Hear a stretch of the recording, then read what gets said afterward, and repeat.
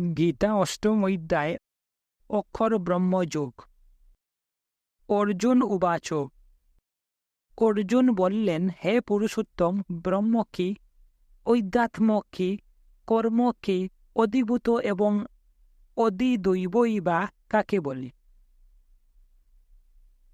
অর্জুনে জিজ্ঞাসা করছেন শ্রীকৃষ্ণরে, ব্রহ্ম কি, অধ্যাত্ম কি জিনিস, কর্ম কি, অধিভূত এবং অধিদৈবই বা কাকে বলে?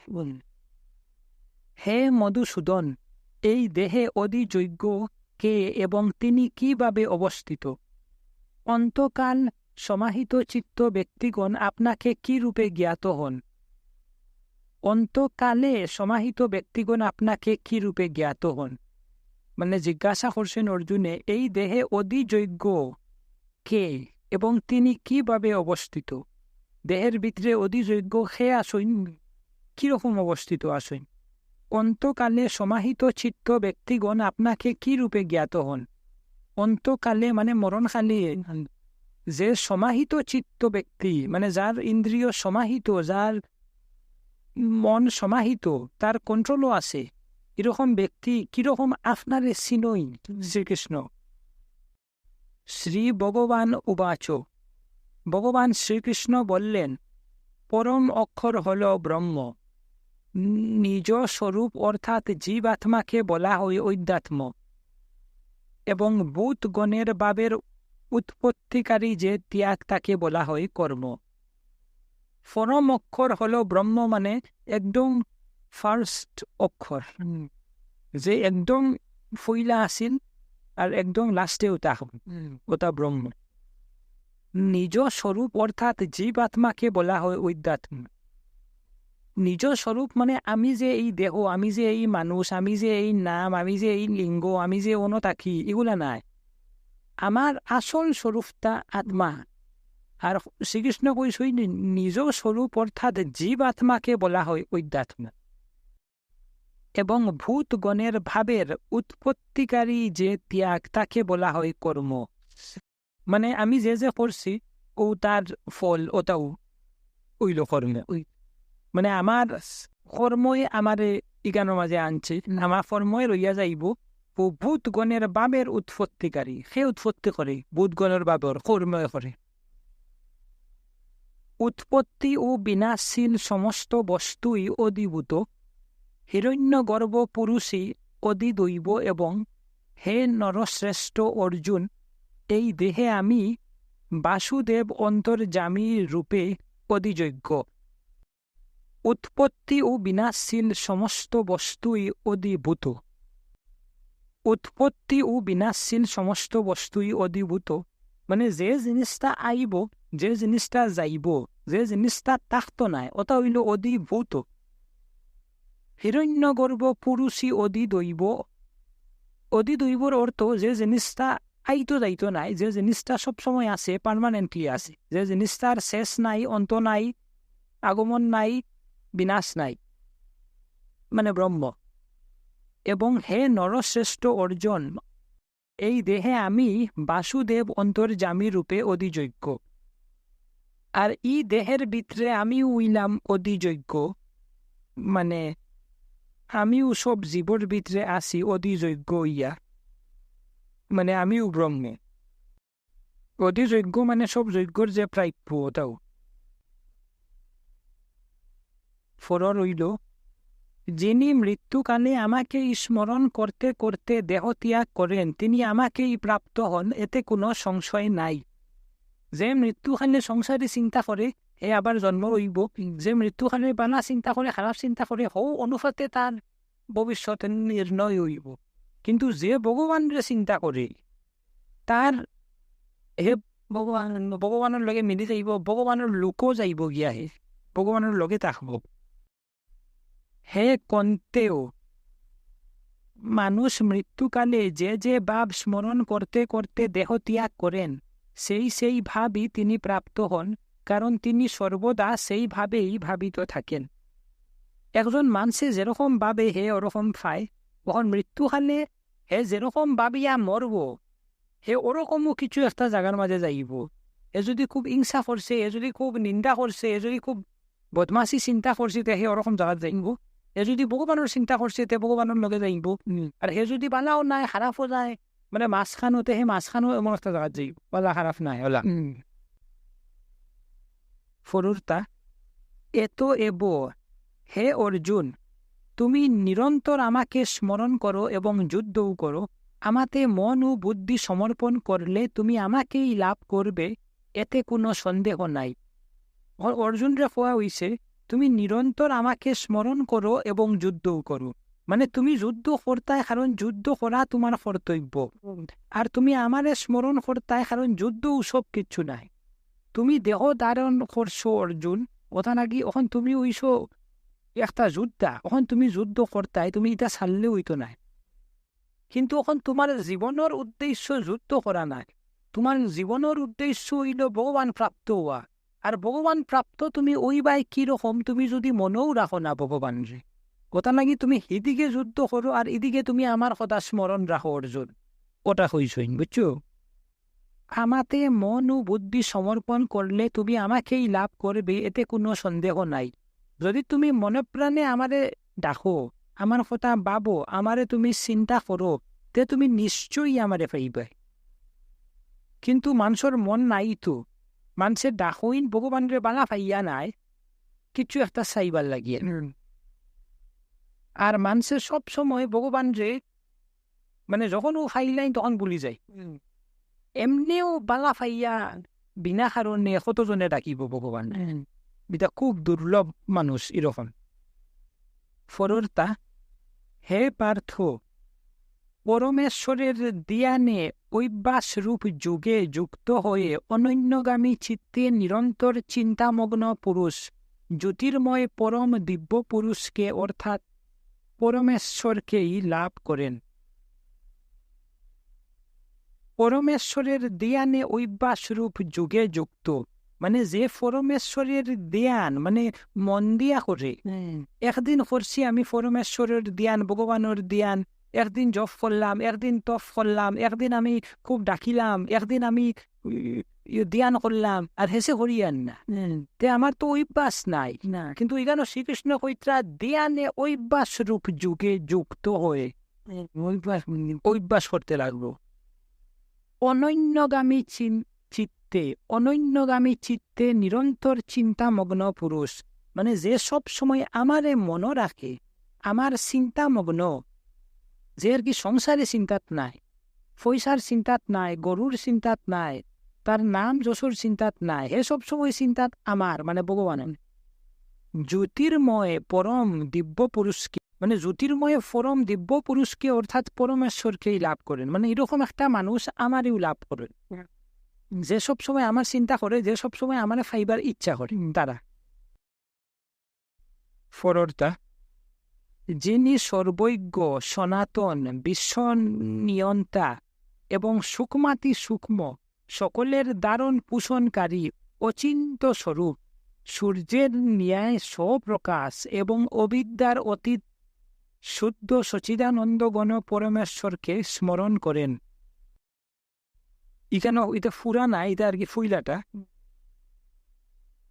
ফুইলাটা হইল যে সর্বজ্ঞ মানে যে সব সময় তার স্মরণ করে, যে সব জায়গার মাঝে আছে, যে খালি এখানো নাই, ভগবান খালি কৈলাসও নাই, ভগবান খালি বৈকুণ্ঠ নাই, ভগবান সব জায়গার মাঝে আছে, যে সনাতন মানে যে সব সময় আসলা, হালকে জন্ম হয়েছে না ভগবানের, ভগবান সনাতন, যে বিশ্ব নিয়ন্তা মানে যে বিশ্বরে সালাইন এবং সূক্ষ্মাতি সূক্ষ্ম মানে যার আর কি রূপটা কল্পনা করা যায় না, অত ছোটটা কি ছোট, সুন্দরটা কি সুন্দর, দিব্য রূপ, সকলের দারুণ পোষণকারী মানে যে আর কি সবরে দারুণ করে, যে আর কি সবরে মানে বাসায়, যার লাগি সব আসুই, অচিন্ত স্বরূপ মানে যার আর কি রূপটা কল্পনা করা যায় না, সূর্যের ন্যায় স্বপ্রকাশ মানে যার আর কি সূর্যটাকেও বেশি প্রকাশিত দেয় এবং অবিদ্যার অতীত শুদ্ধ সচিদানন্দ গণ পরমেশ্বরকে স্মরণ করে, আর যার মাঝে অবিদ্যা নাই, যে কি বিদ্যা স্বরূপ, ও যে মানুষে মানে ও টানে স্মরণ করে ও মানুষটাই টানে ফাইবার যোগ্য। অহন ফরটা হইল সেই ভক্তিমান ব্যক্তি অন্তিমকালে যুগবলের দ্বারা ব্রু যুগলের মধ্যে প্রাণকে ধারণ পূর্বক একাগ্র মনে স্মরণ করে সেই দিব্য পরম পুরুষকেই প্রাপ্ত হন। ও এরকম ব্যক্তি আগে যে হওয়া হইছে ভক্তিমান ব্যক্তি যুগবলের দ্বারা মানে খুব চেষ্টা করিয়া প্র্যাকটিস করতে করতে বছর বছর মরতে সময় সেই ভক্তিমান ব্যক্তি অন্তিমকালে যুগবলের দ্বারা ভ্রু যুগলের মধ্যে প্রাণকে ধারণ পূর্বক মানে ভ্রু যুগলের মধ্যে ফোফানোর মাঝে তারা প্রাণরে ধারণ করে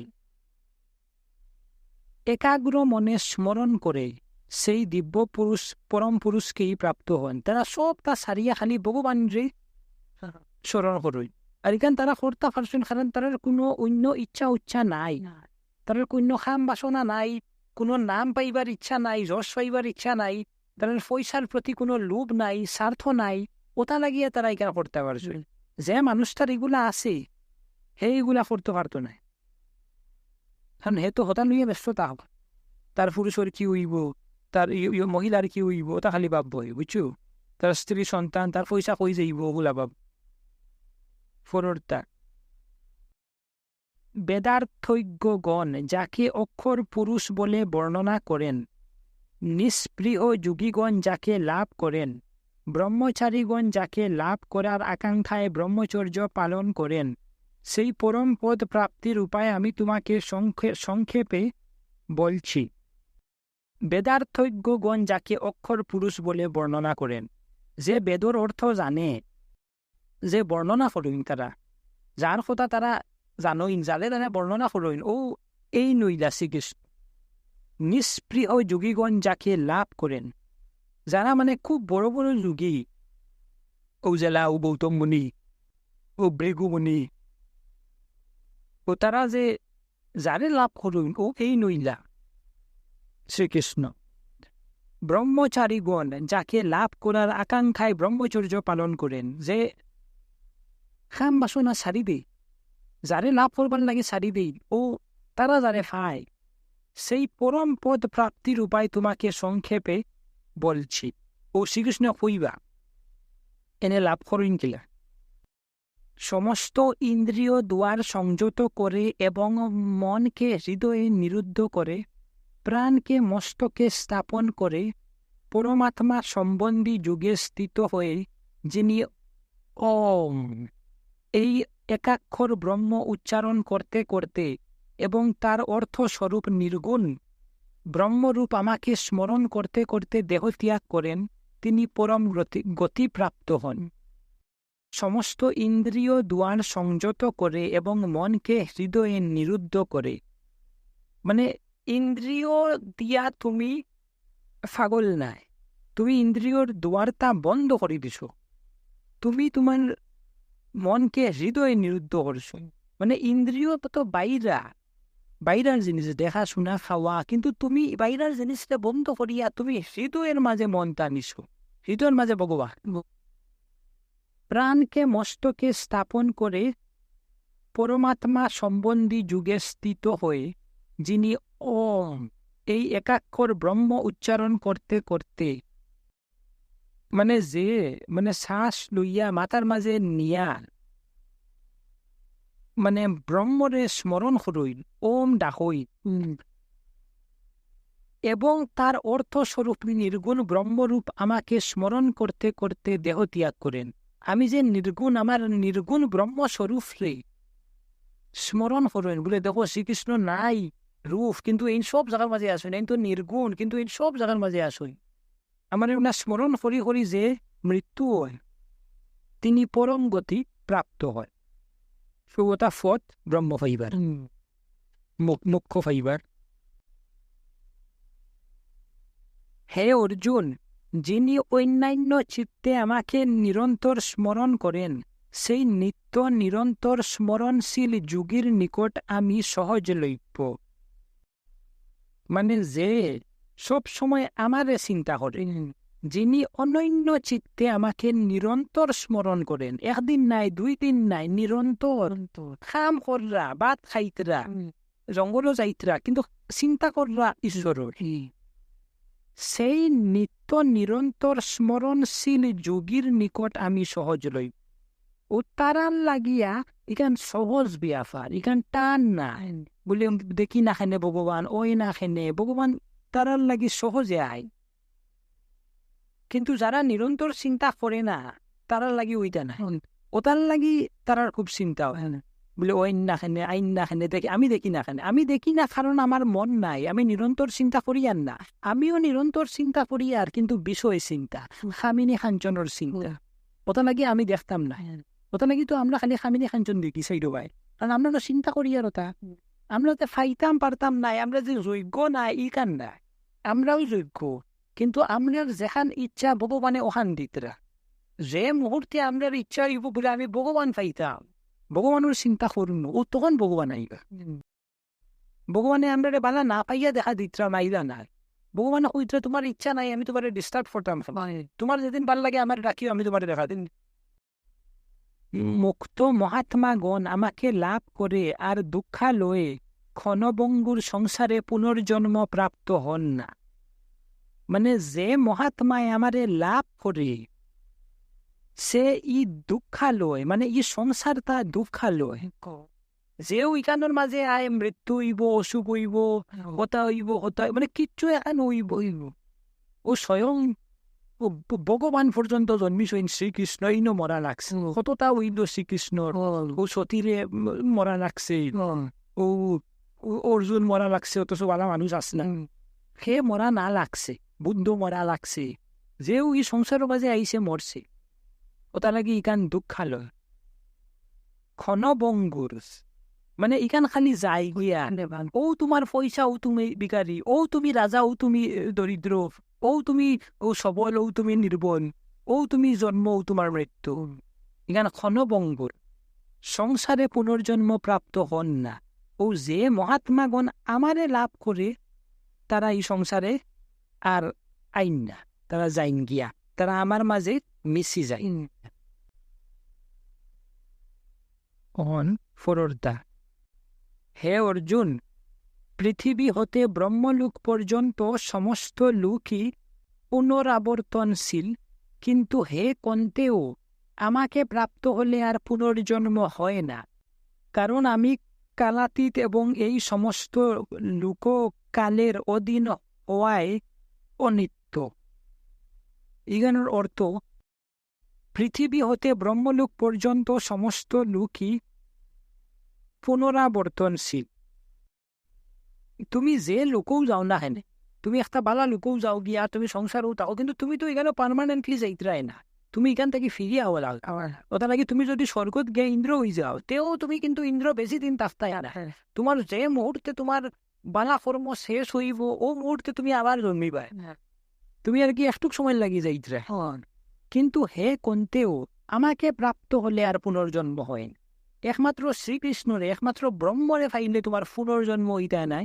আর এই জিনিসটা টেম্পোরারি নাই, কারণ আমি কালাতীত এবং এই সমস্ত লোককালের অধীন হওয়ায় অনিত্য। মানে এগুলা তো আছে, অস্তিত্ব আছে, দেখা যায়, শোনা যায়, ওটা লাগে এটা টেম্পোরারি। কিন্তু শ্রীকৃষ্ণ কালাতীত, খালোর বাইরা, ওটা লাগে এইগুলো মানে এক সময় আসলা, এক সময় নাইলা না, এগুলা মানে আসলা সব সময়, বুঝছো? কিন্তু এগুলা এক সময় আসিল, এক সময় নাই। স্বর্গ সব সময় আসিল না, খেয়ে বানাইছিল, কিন্তু ব্রহ্মরে শ্রীকৃষ্ণ রেখে বানাইছে না। সহস্র চতুর্যুগ ব্যাপী ব্রহ্মার এক দিন এবং সহস্র চতুর্যুগ ব্যাপী তার এক রাত্রি। যিনি তত্ত্বত একথা জানেন, তিনি দিবারাত্রির তত্ত্ব জানেন। ব্রহ্মর এক কল্প 1000 মহাযুগ, আর ব্রহ্মর এক রাত্রি 1000 মহাযুগ। মানে চতুর্যুগ ব্যাপী এক দিন ব্রহ্মার, বুঝছো? চতুর্যুগ ব্যাপী এক দিন মাত্র ব্রহ্মার, আর চতুর্যুগ ব্যাপী এক রাত্রি মাত্র ব্রহ্মার, আমরা লাগি যুগ যাইব গিয়া, ব্রহ্মার লাগি 70 যুগ গেলে একদিন এক রাইত হয়। ও যিনি তত্ত্ব তো একথা জানেন, তিনি দিবারাত্রের তত্ত্ব জানেন। এ কথাটা যে বুঝিলায় তারা দিবারাত্রের কথা বুঝিলায়, তারা আসল জিনিসটা বুঝিলায়।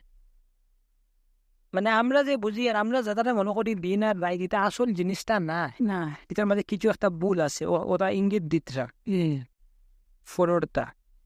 সমস্ত চরাচর ভূত সমুদয় ব্রহ্মার দিবাগমে অব্যক্ত হতে অভিব্যক্ত হয় এবং তার রাত্রি সমাগমে সেই অব্যক্তই লয় হয়। সমস্ত চরাচর ভূত সমুদয় ব্রহ্মার দিবাগমে অব্যক্ত হতে অভিব্যক্ত হয় এবং তার রাত্রি সমাগমে সেই অব্যক্তেই লয় হয়। মানে ব্রহ্মার যখন দিন হই, তখন সব জিনিস, সব প্রাণী মানে জন্মই ব্রহ্মর যখন দিন হয়। আর যখন ব্রহ্মর যখন রাত্রি হয়, তখন সব জিনিস আবার ব্রহ্মর লগে মিলি যায়। মানে ব্রহ্মর দিন মানে জগতের সৃষ্টি, সব তার সৃষ্টি। আর ব্রহ্মর রাত্রি মানে সব জিনিসের লয় হওয়া, শেষ হওয়া। ব্রহ্মর দিন মানে সৃষ্টি আর ব্রহ্মর লয় মানে বিনাশ। ব্রহ্মর রাত্রি মানে লয় হওয়া, বিনাশ। ফরেরটা হে পার্থ, প্রকৃতির বশবর্তী সেই ভূত সমুদয় পুনঃ পুনঃ উৎপন্ন হয়ে ব্রহ্মার রাত্রি সমাগমে লয় হয় এবং দিবাগমে পুনরায় উৎপন্ন হয়। প্রকৃতির বশবর্তী সেই ভূত সমুদয় পুনঃ পুনঃ উৎপন্ন হয়ে ব্রহ্মার রাত্রি সমাগমে লয় হয় এবং দিবাগমে পুনরায় উৎপন্ন হয়। মানে বিভিন্ন প্রাণী, বিভিন্ন পৃথিবী বারে বারে যখন ব্রহ্মর যখন দিন হয় তখন তারা আয়, আবার ব্রহ্মর যখন রাত্রি হয় তখন তারা যাইন গিয়া, আর আবার আইবা যখন দিন হইব আবার যাইবা গিয়া যখন রাত্রি হইব। মানে এগুলা সব ব্রহ্মর দিন রাইতের মাঝে আছে। ই পৃথিবী, ব্রহ্মাণ্ড, ই মানুষ, ই গরু, ই ছাগল, এগুলা সব মানে আমরা টেম্পোরারি নাই, আমরা তার লগে মিলতাম ভগবানের লগে, তো আমরা থনতাম। যে জিনিসটাও আয় যায়, এই জিনিসটা ঠিক না, এই জিনিসটা ভগবান নাই। এটা ঠিক আর কি। ওরকম আমরা রাত্রে ঘুমাই, আমরা লাগি যখন ঘুমাই তখন একটা পৃথিবী আই যায়, কিন্তু আবার এই পৃথিবীটা যায় গিয়া ওলা ব্রহ্মার এখানে, এখানে ব্রহ্মার স্বপ্ন এই পৃথিবীটা। ফরেরটা সেই অব্যক্তের অতীত সম্পূর্ণ বিলক্ষণ যে সনাতন অব্যক্ত ভাব আছে, সেই পরম দিব্য পুরুষ সমস্ত ভূত বিনষ্ট হলেও বিনষ্ট হন না। সেই অব্যক্তের অতীত সম্পূর্ণ বিলক্ষণ যে সনাতন অব্যক্ত ভাব আছে, সেই পরম দিব্য পুরুষ সমস্ত ভূত বিনষ্ট হলেও বিনষ্ট হন না। মানে আরো কিছু একটা আছে ব্রহ্মার দিন আর রাত্রির বাইরা, যার কিন্তু ওর না সৃষ্টি আর বিনাশ। ব্রহ্মার যখন দিন হয় সব সৃষ্টি, ব্রহ্মার যখন রাত্রি হয় সব বিনাশ হয়। কিন্তু কিছু একটা আছে যে কিন্তু ব্রহ্মার সৃষ্টির বাইরে খেয়ে আছে। সেই পরম দিব্য পুরুষ সমস্ত ভূত বিনষ্ট হলেও বিনষ্ট হন না। ও এই নইলা শ্রীকৃষ্ণ, এই নইলা ব্রহ্ম। মানে ব্রহ্মা দেবতা নাই যে সৃষ্টি করে, ব্রহ্ম পরব্রহ্ম। হৌ পরব্রহ্ময় ইখানে খর কৃষ্ণ, আর হৌ এই বানাইছ ও ব্রহ্মারে যে এগুলা সৃষ্টি করে। ফরেরটা যে অব্যক্তকে অক্ষর নামে বলা হয়েছে, সেই অক্ষর নামক অব্যক্ত ভাবকে পরম গতি বলা হয় এবং যে সনাতন অব্যক্ত ভাব প্রাপ্ত হলে মানুষকে আর ফিরে আসতে হয় না, তাই হলো আমার পরম দাম। যেই অব্যক্তকে অক্ষর নামে বলা হয়েছে, সেই অক্ষর নামক অব্যক্ত ভাবকে পরম গতি বলা হয় এবং যে সনাতন অব্যক্ত ভাব প্রাপ্ত হলে মানুষকে আর ফিরে আসতে হয় না, তাই হলো আমার পরম দাম। মানে যে জায়গা যেখানের মধ্যে ব্রহ্মর দিন রাত্রির উফরে, যেখানের মধ্যে কোনো সৃষ্টি বিনাশ নাই, আর যেখানে ফাইলে আর কেউ ওই পৃথিবীর মাঝে আইতো নাই, ওটা হইল আমার জায়গা, ওটা হইল আমি যেখানে থাকি, তুমি ওখানোর মাঝে আও, ওখানোর মাঝে নিবান লাগিয়া, ও অবিনাশী জায়গার মাঝে যাইবান লাগিয়া কিন্তু গীতাটা লেখা হয়েছে। মানে তোমারে লইয়া যাওয়া হইতো ই টেম্পোরারি জায়গা থাকিয়া ও পার্মানেন্ট জায়গার মাঝে, যেখানে মাঝে আসা যাওয়া নাই, জন্ম মৃত্যু নাই, তোমার কোনো শরীর উরির নাই, তুমি ভগবানের লগে হইয়া থাকো। ফরর্তা হে পার্থ, সর্বভূত যে পরমাত্মার অন্তর্গত এবং যে সচিদানন্দগণ পরমাত্মার দ্বারা এই জগৎ পরিব্যাপ্ত, সেই সনাতন অব্যক্ত পরম পুরুষকে অনন্যা ভক্তির দ্বারা লাভ করা যায়। হে পার্থ, সর্বভূত যে পরমাত্মার অন্তর্গত এবং যে সচিদানন্দগণ পরমাত্মার দ্বারা এই জগৎ পরিব্যাপ্ত, সেই সনাতন অব্যক্ত পরম পুরুষকে অনন্যা ভক্তির দ্বারা লাভ করা যায়। মানে যার ভক্তি আছে হে ও পুরুষরে লাভ করতে পারবো, পরম পুরুষরে পরমাত্মারে লাভ করতে পারবো, যার দ্বারা এই জগৎ পরিব্যাপ্ত, অনন্যা ভক্তি দ্বারা লাভ করা যায়। এই অত বড়, এই সবর উফরে, এই ব্রহ্মারও উফরে সব জিনিস সৃষ্টি হয়েছে, কিন্তু মানে এই বানাইছই সৃষ্টিকর্তার, কিন্তু এনেও জানা যায় ভক্তি দিয়ে, মানে ভক্তি অত শক্তিশালী যে। হে ভরত শ্রেষ্ঠ, যে কালে শরীর ত্যাগ করলে যোগীগণ মোক্ষ ও পুনর্জন্ম প্রাপ্ত হন, সেই দুই কালের কথা আমি তোমাকে বলবো। মানে কিরকম মৃত্যু হইলে মানুষে মোক্ষ ফাইন, আর কিরকম মৃত্যু হইলে মানুষে মোক্ষ না ফাইয়া আবার জন্ম হইন, ওটা কইবা। যে কালে শরীর ত্যাগ করলে যোগীগণ মোক্ষ ও পুনর্জন্ম প্রাপ্ত হন, সেই দুই কালের কথা আমি তোমাকে বলবো। মানে কি করলে মোক্ষ হয় আর কি করলে পুনর্জন্ম হয়, ওখানে কইবা।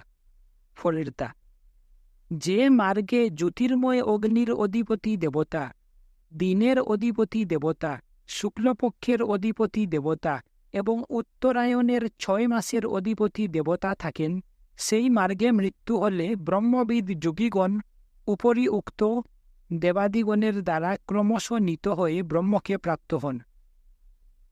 যে মার্গে জ্যোতির্ময় অগ্নির অধিপতি দেবতা, দিনের অধিপতি দেবতা, শুক্লপক্ষের অধিপতি দেবতা এবং উত্তরায়ণের 6 মাসের অধিপতি দেবতা থাকেন, সেই মার্গে মৃত্যু হলে ব্রহ্মবিদ যোগীগণ উপরি উক্ত দেবাদিগণের দ্বারা ক্রমশ নীত হয়ে ব্রহ্মকে প্রাপ্ত হন। যে মার্গে ধূমের অধিপতি দেবতা, রাত্রির অধিপতি দেবতা এবং কৃষ্ণপক্ষের অধিপতি দেবতা ও দক্ষিণায়নের 6 মাসের অধিপতি দেবতা থাকেন, সেই মার্গে মৃত্যু হলে সকাম কর্মযোগী উপরি উক্ত দেবগণের দ্বারা ক্রমশ নীত হয়ে চন্দ্রজ্যোতি প্রাপ্ত হয়ে স্বর্গে নিজ পুণ্যকর্মের ফল ভোগ করে পুনরাগমন করেন। কারণ জগতে এই দুটি পথ, শুক্ল ও কৃষ্ণ অর্থাৎ দেবযান ও পিতৃযানকে সনাতন পথ বলা হয়। এর মধ্যে একটিতে পুনর্জন্ম হয় না, অর্থাৎ পরম গতি লাভ হয়, এবং অপরটিতে পুনরাগমন করতে হয়, অর্থাৎ জন্ম মৃত্যু প্রাপ্তি হয়। মানে একটা দিকে গেলে ব্রহ্মণে প্রাপ্তি হয়, আর এই দিকটা হইল যে মার্গে জ্যোতির্ময় অগ্নির অধিপতি দেবতা, দিনের অধিপতি দেবতা, শুক্লপক্ষের অধিপতি দেবতা এবং উত্তরায়ণের 6 মাসের অধিপতি দেবতা থাকেন, সেই মার্গে মৃত্যু হলে ব্রহ্মবিদ যোগীগণ উপরি উক্ত দেবাদিগণের দ্বারা ক্রমশ নীত হয়ে ব্রহ্মকে প্রাপ্ত হন। তারা আর ফিরিয়ে আইতে নাই, তার পুনর্জন্ম হইত না। কিন্তু আরেকটা মার্গ আছে, এদিকে গেলে মানে পুণ্যকর্মর ফল বুক ফাইবাই বালা উইব, কিন্তু তুমি আবার জন্ম ইয়া আইবাই। আর এই মার্গটা হইল যে মার্গে ধূমের অধিপতি দেবতা, রাত্রির অধিপতি দেবতা এবং কৃষ্ণপক্ষের অধিপতি দেবতা ও দক্ষিণায়নের 6 মাসের অধিপতি দেবতা থাকেন, সেই মার্গে মৃত্যু হলে সকাম কর্মযোগী উপরি উক্ত দেবগণের দ্বারা ক্রমশ নীত হয়ে চন্দ্রজ্যোতি প্রাপ্ত হয়ে স্বর্গে নিজ পুণ্যকর্মের ফল ভোগ করে পুনরাগমন করেন। মানে এই মার্গে গেলে তারা স্বর্গে যাইবা, কিন্তু তারা আবার পৃথিবীতে আইবা। কারণ জগতে এই দুটি পথ শুক্ল ও কৃষ্ণ অর্থাৎ দেবযান ও পিতৃযানকে সনাতন পথ বলা হয়। বউ দুইটা পথ হইল সনাতন পথ। এর মধ্যে একটিতে পুনর্জন্ম হয় না, অর্থাৎ পরম গতি লাভ হয় না, এবং অপরটিতে পুনরাগমন করতে হয়, অর্থাৎ জন্ম মৃত্যু প্রাপ্ত হয়। হে পার্থ, এই উভয় পথের তত্ত্ব জানলে কোনো যোগী মোহগ্রস্ত হন না। সেই জন্য হে অর্জুন, তুমি সর্বদা সমবুদ্ধি রূপ যুগে যুক্ত হও, অর্থাৎ আমাকে প্রাপ্তির জন্য নিরন্তর সাধন পরায়ণ হও। এই উভয় পথের তত্ত্ব যে জানিলায় ই যোগী মোহগ্রস্ত হইত নাই, কারণ হে বুঝবো বলে মোহগ্রস্ত হইলে আমি ই পৃথিবীর মাঝে থাকি যাইমু, আমি ই জন্ম মৃত্যুর চক্র থাকি বারইতাম পারতাম না। ওটা নাকি আমি মোহগ্রস্ত না হইয়া আমি সবসময় ভগবানের মাঝে স্থিত থাকবো। ভগবানের মাঝে স্থিত থাকলে ইন্দ্রিয়রে কন্ট্রোল করলে আমি ভগবান পাই। তুমি সর্বদা সমবুদ্ধি রূপ যুগে যুক্ত হও, মানে তুমি সবরে সমান দেখো, তুমি মোহিত হইও না বলে এটা তো খুব ভালো, এটা তো খুব খারাপ, এটা তো খুব সুন্দর, এটা তো খুব বাজে, এরকম না, সব একই জিনিস। সমবুদ্ধি রূপ যুগে যুক্ত হও, অর্থাৎ আমাকে প্রাপ্তির জন্য নিরন্তর সাধন পরায়ণ হও। সবসময় ভগবানের ফাইবার লাগি ইচ্ছা করো, সাধনা করো, ভগবানের একদিন ফাইবাই তুমি, বুঝছো? মোহিত হইও না কোনো জিনিসের প্রতি, কোনো মানুষের প্রতি, পয়সার প্রতি, নামর প্রতি। ওখান কইস ফলেরটা যোগীগণ এই রহস্যের তত্ত্ব জেনে বেদ পাঠ, যজ্ঞ, তপস্যা এবং দান ইত্যাদি করায় যে পুণ্যফল বলা হয়েছে সে সবই নিঃসন্দেহে অতিক্রম করেন এবং সনাতন ব্রহ্মপদ প্রাপ্ত হন। যোগীগণ এই রহস্যের তত্ত্ব জেনে বেদ পাঠ, যজ্ঞ, তপস্যা এবং দান ইত্যাদি করায় যে পুণ্যফল বলা হয়েছে সে সবই নিঃসন্দেহে অতিক্রম করেন এবং সনাতন ব্রহ্মপদ প্রাপ্ত হন। মানে যে যোগী এগুলা কথা জানিলায় হে এমন লাভ পায় যেটা আর কি, মানে বেদ পাঠ, যজ্ঞ, তপস্যা তা কি উফরে। যজ্ঞ করলে বালা মানুষ হইলে, দান দিলে, দক্ষিণা দিলে, বেদফাত করলে, তপস্যা করলে যেগুলা লাভ হয় ইকানোর ফলটার তাকি উফরে। আর এরকম যোগী যে খালি আমার মাঝে আছে, আমার মাঝে যে মন লাগাইছে, ওগুলা বেদ উদর উফরে উঠে গেছে, জন্ম মৃত্যুর কর্মফলর উফরে উঠে গেছে, যার কোনো ইচ্ছা নাই, ও হে আমারে পাইব, আর হে সবচেয়ে বেশি আনন্দ পাইব, সবচেয়ে বেশি ফল পাইব। আর এগুলা সুখ মানে ছোটো ছোটো সুখ, এই যজ্ঞ করিয়া যেগুলা সুখ পাওয়া যায়। ওম তৎসৎ। শ্রীমদ্ ভগবদ গীতা রূপিণী উপনিষদ তথা ব্রহ্মবিদ্যা বিষয়ক যোগশাস্ত্রে শ্রীকৃষ্ণ অর্জুন সংবাদে অক্ষর ব্রহ্মযোগ নামক অষ্টম অধ্যায় সম্পূর্ণ